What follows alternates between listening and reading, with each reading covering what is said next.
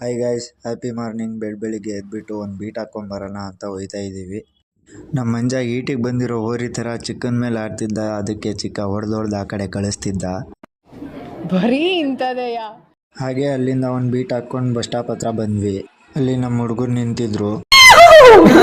ಅಷ್ಟರಲ್ಲಿ ನಮ್ಮ ಸಂದೀಪ ಗಾಡಿ ತೊಗೊಂಬಂದ. ಪಕ್ಕದೂರಿಗೆ ಹೋಗಿ ಸಂಘದ ದುಡ್ಡು ಕೊಟ್ಬಿಟ್ಟು ವಾಪಸ್ ಬಂದ್ವಿ. ವಾಪಸ್ ಬರ್ತಿರ್ಬೇಕಾದ್ರೆ ನಮ್ಮ ಅಭಿ ನಾನು ವಿಡಿಯೋ ಮಾಡ್ತಿರೋದು ನೋಡಿ ಕಿಸಿತಿದ್ದ. ನಿನ್ನ ಅವಾಗ ಗಂಡಸು ಅಂತ ಅನ್ಕೋತೀವಲ್ಲ ನಾವು, ಅದು ನಾವು ಮಾಡೋ ಮಿಸ್ಟೇಕ್. ಹಾಗೆ ಮುಂದೆ ಬಂದ್ವಿ.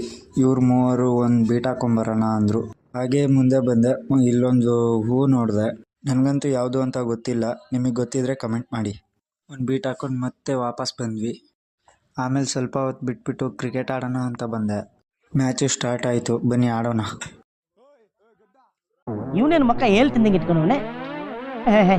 ಫಸ್ಟ್ ಬ್ಯಾಟಿಂಗ್ಗೆ ನಂದು. ನಾನೇ ಹೋದೆ. 2 4 ಹೊಡೆದ್ಬಿಟ್ಟು ತಿಕ್ಕ ಮುಚ್ಕೊಂಡು ಔಟ್ ಆಗಿ ವಾಪಸ್ ಬಂದೆ. ನಮ್ಮ ಮಾವ ಕ್ರಿಕೆಟ್ ಆಡೋಕೆ ಹೋಗೋರು, ಯುದ್ಧ ಆಡೋಕೆ ಹೋಗೋರು, ಅವ್ರ ಡೈಲಾಗ್ ನೋಡಿ. ನಿಧಾನಕ್ಕೆ ಬರ್ತಿರೋ ಬಾಲ್ನ ಹಿಡಿಯೋಕ್ಕಾಗದೆ ಕುಂಡೆ ಕೆಸರು ಮಾಡ್ಕೊಂಡಿರೋ ನಮ್ಮ ಕಿರಣ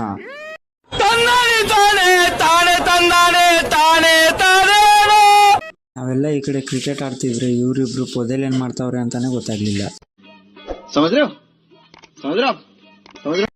ರೋಡ್ ಮೇಲೆ ಸ್ಕೂಲ್ ಹುಡುಗರು ನಿಂತಿದ್ರು.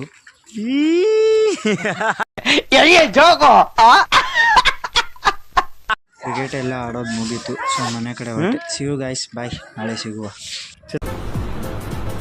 ಅಷ್ಟೇ.